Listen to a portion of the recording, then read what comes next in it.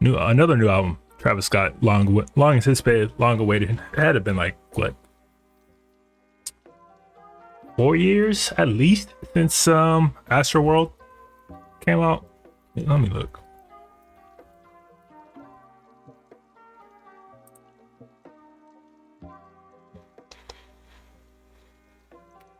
Five years. Okay, 5 years since Astroworld came out, and that was easily the biggest moment in his career to this point. His biggest album, most commercially successful, the one that really launched him into the stratosphere. He started having like collabs with McDonald's and all these other huge commercial opportunities, and tours were going crazy. Everything was going great, and then the Houston festival happened. People lost their life. People were really upset, and for good reason. And he was supposed to drop an album pretty much like that next week, and then obviously could not do that, especially timing wise. And then it just sat for like a year, almost 2 years, and people been waiting. People been wondering what his next move was going to be when he start popping back out. And he slowly and gradually kind of started making his appearance out in public more and more, appearing on songs and features and whatnot. And now we finally have an album. It's been a long wait, but it is here. Utopia. I have no idea what to expect from this. I don't know what sound and which direction he's going to go in. I don't know if he scrapped what he had planned for before, and came back, since obviously 2 years or a year and a half, however long it was since he was supposed to drop, is a long time. And so yeah, I'm just kind of curious. I'm curious more than anything to see which direction he goes in sonically and music wise, and if he addresses things that happened that caused him to step away from the game. But we'll see. Let's find out. Let's get right to it. Track number 1, Hyena, Travis Scott, Utopia. Let's go.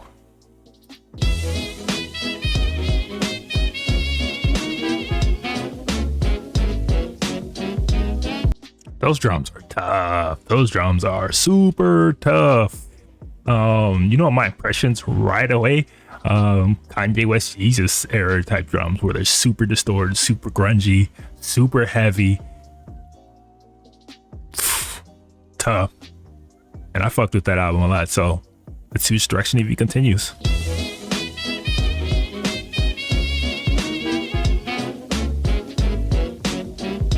Damn, son, where'd you find this? Okay. Sheesh. If that's the direction he's going in, this is certainly a strong switch up from Astroworld, which was very sonically clean, with elements of like psychedelic and very synth heavy. This one was very punky, very raw, very minimalistic, I guess, in terms of what his usual sound is. And like I said, very reminiscent of like Yeezus era. I don't know if the rest of this album sounds like, but it sounds like this. I'm definitely gonna be down for it, but let's find out. Let's go to track number 2. Thank God.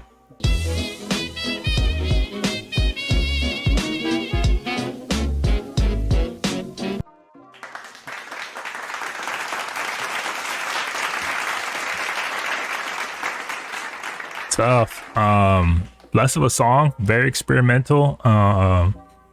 Again, it's giving me very easy influences right now, considering like how experimental and raw it is. That didn't even sound like a fully complete song, almost like an idea, but it was very in your face. I think the drums are tough. I still think he has some of the best drums in hip hop.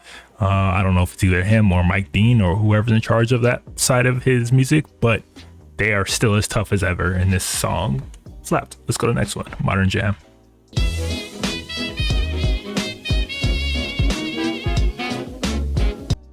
I know I ain't tripping, bro. Like, I'm not tripping at all. This is straight up Easy era. Like, the drums, the sonics, the beat on this one, it sounds just like, God, what track was that off of Yeezy album?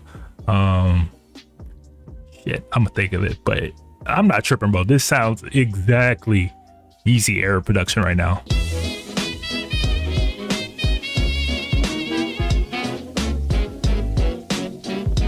Okay, I ain't tripping. I know I ain't tripping. This is straight up Kanye West, I Am My God off of Uses. I found it and I'm gonna show y'all right now. Like the flow, everything. I'm pretty sure he just repurposed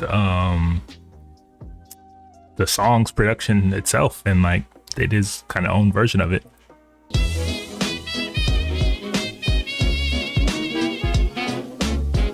I think obviously the drums on Travis Scott's version probably hit a little bit harder. These are more synthy and almost more ethereal than the drums he has on his version of the song, but the similarities are clearly there.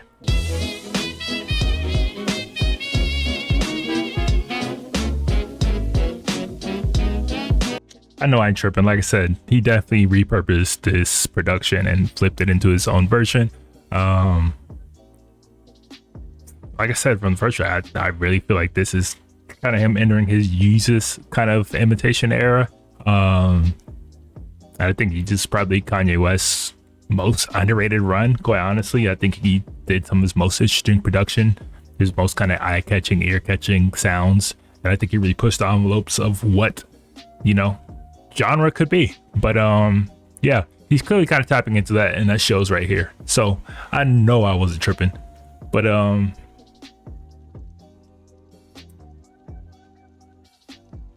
still definitely prefer the Yeezus version. But let's go to the next track. Let's go to My Eyes.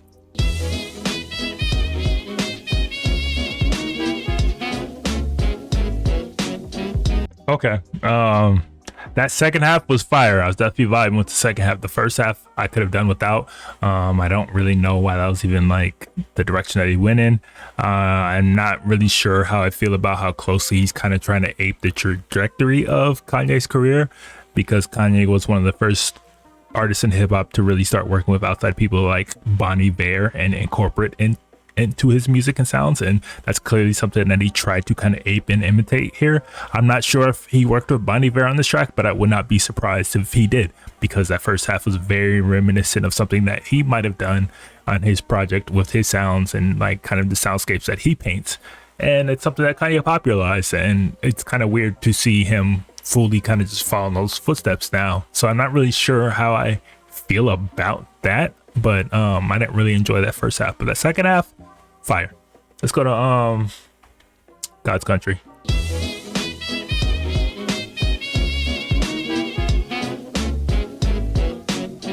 Like even that part, the hands and like the echoing reverb, that is something that Kanye did and he's been doing and like what he's kind of known for, and especially like during this Yeezus era. And to kind of see and hear Travis Scott doing it, it's kind of like, damn bro, like it had to be intentional that this is what you were trying to do. Like you were trying to basically embody Kanye West fully on this album, and like I said, I'm not really sure how I'm feeling about that.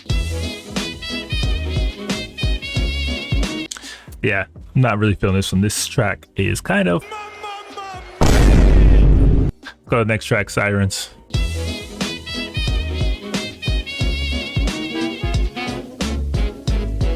Those drums are crazy. Yo, those drums are crazy. Like I said, T. Scott, Mike Dean, whoever is in charge of it, their drums are always absolutely nuts and like fire. Absolutely fire. Those drums are nasty.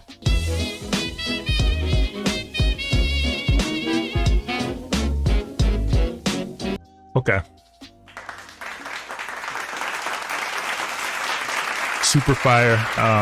Like I said, it's still undeniable, the absolute comparisons and direct references that I get from Yeezus that continues here.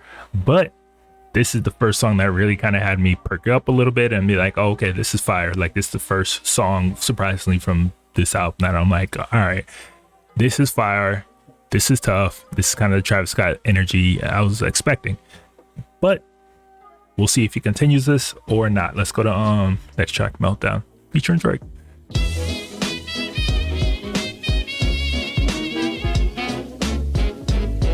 I mean, so far super tough. I'm not gonna lie, super dark, super moody, super aggressive, menacing. Drake surprisingly embodied that whole feeling, especially well on this one. He was clearly talking his ish, talking to certain people. I wouldn't be surprised if you take some shots at Pusha and Kanye and everybody else.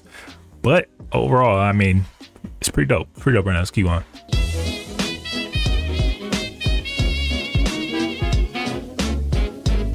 All right, I had to look up the lyrics, and like he was definitely taking shots at Pusha T and possibly even Pharrell, talking about I melted down the chain that your boss gave me. Opening lines, I was clearly talking about the ice cream chain that Pharrell had gifted him early on because he's a big fan of them when he was younger. And I mean, he also talked about Virgil, so could be something dealing with Kanye and everything. But it's just a little subtle jab. He's never really fully gone in like people want him to or expect him to. Pusha will probably respond as his own turn, but yeah, I mean, it was just a subtle little jab. He tried to recapture the energy of Sicko Mode on here with the beat switch up and everything, but while it is dope, the production was tough, super menacing and dark.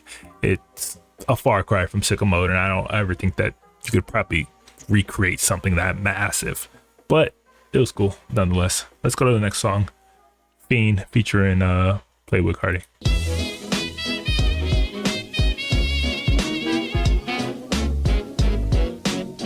Okay.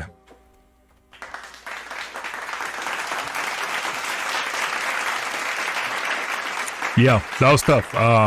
Expect the energy that you would get from a song with Travis Scott and Playboi Carti. Super high energy, super vibey, super make you like want to like tear some shit up.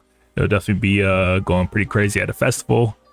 Hopefully not too crazy again, you know what I mean? But it was definitely dope. I think him and Playboi Carti certainly have kind of the same, I don't know, sensibilities when it comes to sound and music and the energy and the way you kind of like capture and embody that.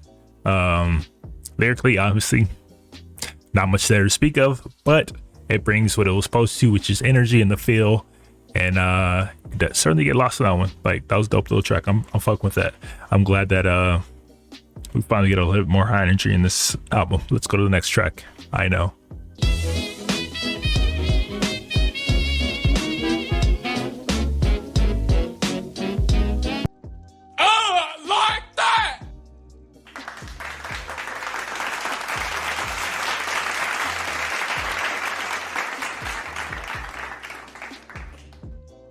All right, that was super tough. That is definitely the Travis Scott that I've come to love and expect and look forward to. This super like, I don't know, super vibey, super wavy type of sound that only he is able to produce. Drums were going knocking pretty hard. Had a great rhythm to it, great groove, great melodies. I mean, just overall, it was just a quintessential Travis Scott song that you would want, and he delivered. It was super fire, can't lie. UTOPIA Twins featuring Rob 49 and 21 Savage.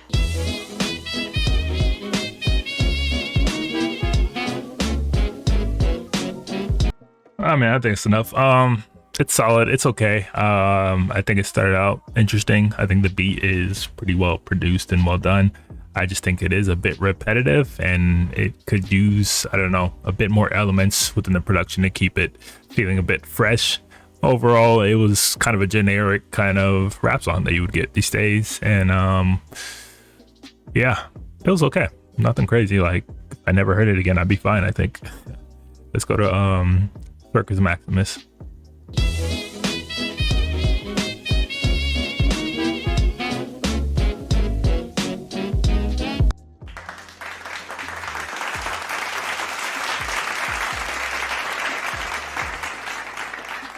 It was solid. Again, it was solid. I kind of expected more with the song with The Weeknd and Sway Lee on there, but it was cool. Very kind of like synthy, poppy, kind of like the 80s retro kind of style and sensibilities to it. Something very in the lane of like The Weeknd. It could have fully been like a Weeknd song, and I wouldn't have blinked an eye. It was all right. I was just kind of expecting more from it, but it was all right. Let's go to the next track. Let's go to Parasail.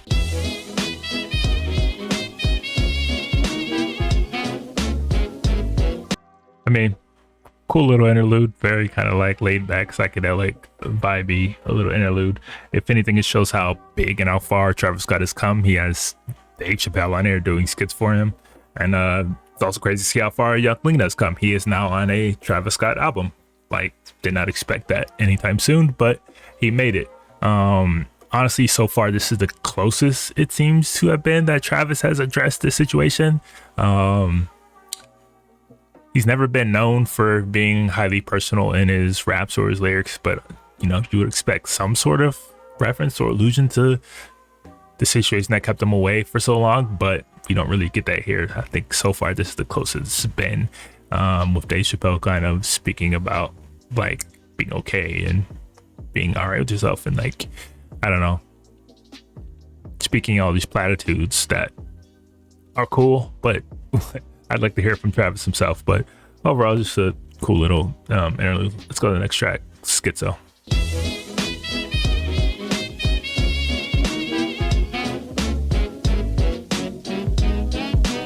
Hold up. Definitely caught that one, talking about, oh, I'm loyal, bitch, I got Ye over Biden. Like I said, man, Ye is definitely his guy. He has not turned his back on him.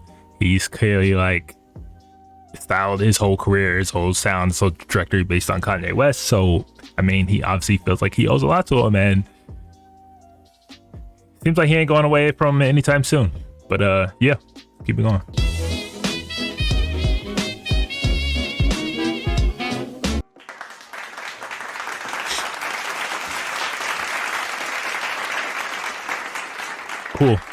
Cool song. Another one of those songs where really two songs in one with the beat switch up and everything. Young Thug did his thing on here. Is clearly from an old verse, probably recorded long before he had these legal issues. Travis Scott did his thing. You actually hear him trying to spit and get some bars off and like have some serious kind of like talk on here. I think this would have been the perfect time for him to address all the shit that's been going on around him, and especially like the Astroworld incident. But we did not get that. It's kind of disappointing, quite honestly. I would like to hear him get a little bit more personal and like take his lyrical ability to a higher level. I think he's been around long enough where he should be able to show off a little bit more and like speak more directly to things. But you know, it is what it is. It is what it is. Let's go to the next track, Lost Forever, featuring Westside Gunn.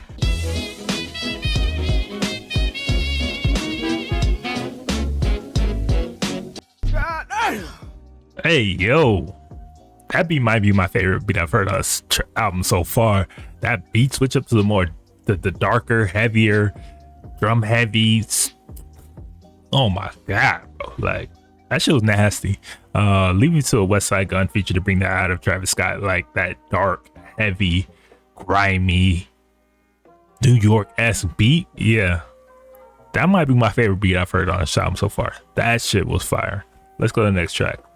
Love, featuring Kid Cudi. I didn't know that they were cool. Still, but all right.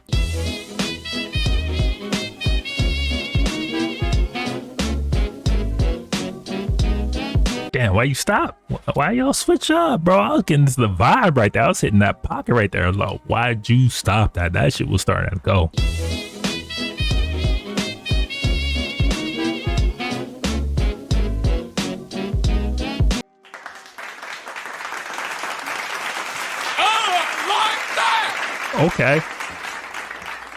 Okay, I'm glad to see they're still working together, because him and Kid Cudi always cook up some absolute fire. They did not miss, and they still did not miss. This one is a banger. Super vibey. Like I said, definitely starting to hit that little pocket. Very much so in Kid Cudi's lane.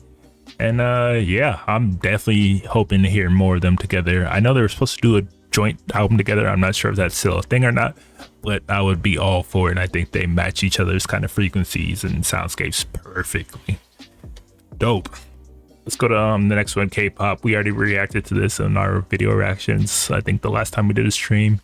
I kind of already gave my opinions about it, but we'll just give it another go. Why not?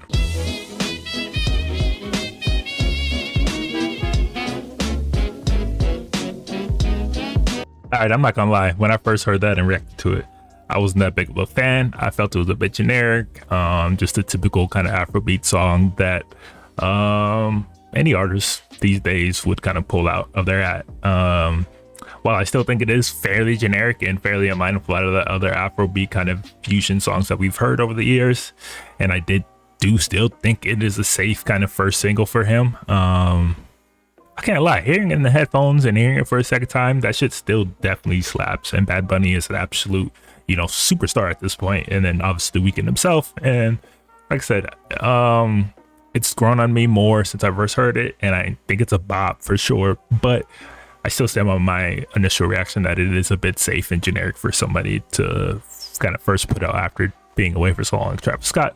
But with that being said, this shit does go. Let's go to Telekinesis, 2 more songs.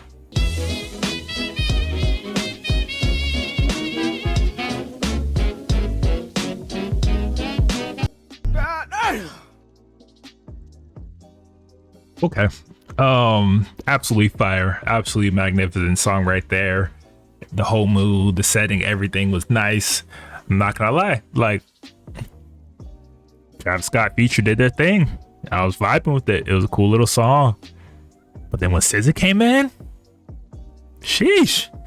Yo, just give her the whole song at this point. Like, her on this track made this entire thing. It elevated to a whole nother level. Like, quite honestly, if I were to hear this again, I might want to just skip straight to her part. She was that fire in here. Like, this is her song. At this point, this is her song. She absolutely just dominated that. This is her song. Just give it to her. Sheesh. Okay. All right. How are you going to follow that one up? Track number 19, last track. Let's get to it. To Further Notice featuring James Blake and 21 Savage.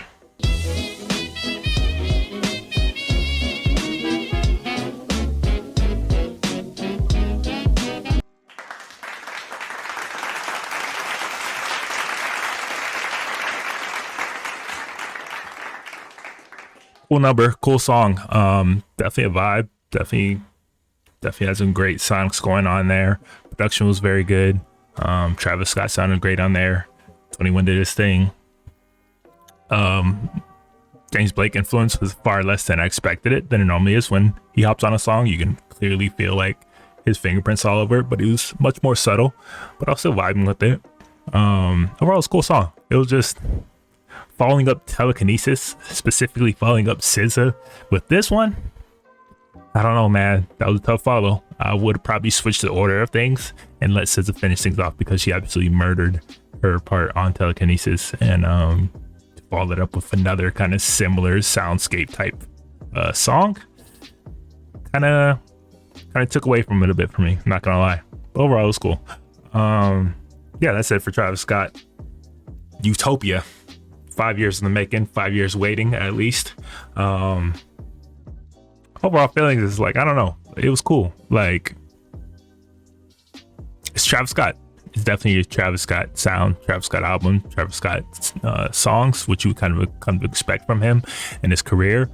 It was nowhere near as big and expansive as Astroworld was. And quite frankly, it was a little bit all over the place in terms of like where he was going sonically and where he was trying to like, what kind of cohesive sound he was trying to put together. And it was far more disjointed and kind of all over the place than his previous project. Like I said at the beginning, it felt like he was almost directly aping Kanye West in his Jesus era. And I was kind of concerned and worried if that was going to be the direction for the entirety of the album, because I don't think he's fully capable of that. And also, like, I don't want to hear him kind of imitate Kanye to that degree. He obviously is a big influence on him in his sound and like the music that he's produced over his career. But like that kind of direct comparison was taking away a lot from me.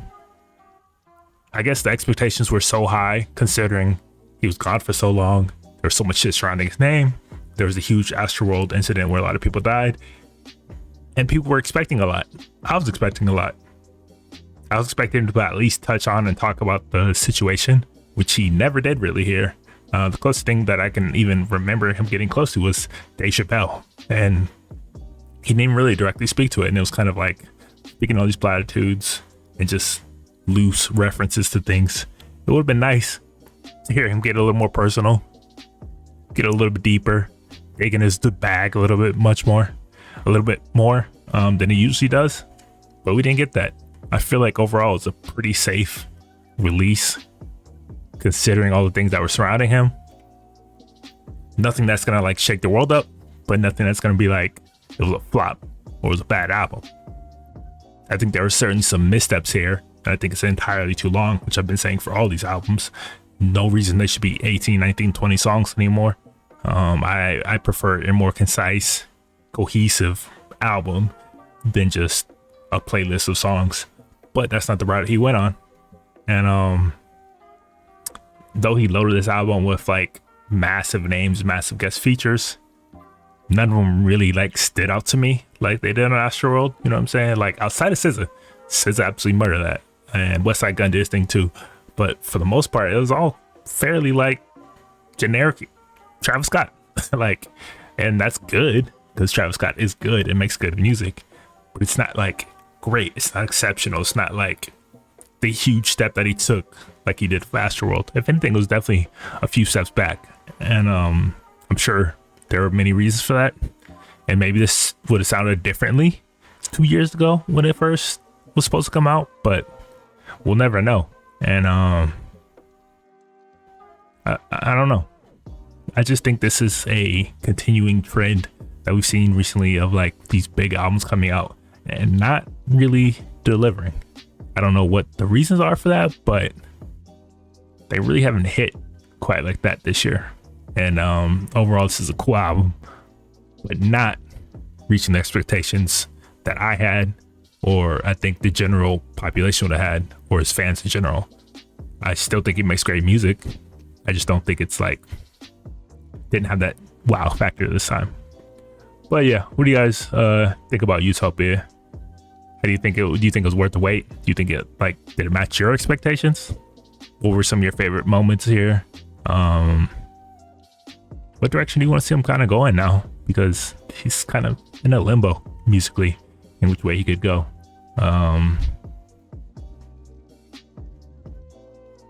Yeah. Let me know in the comments down below where you're watching or listening to this, and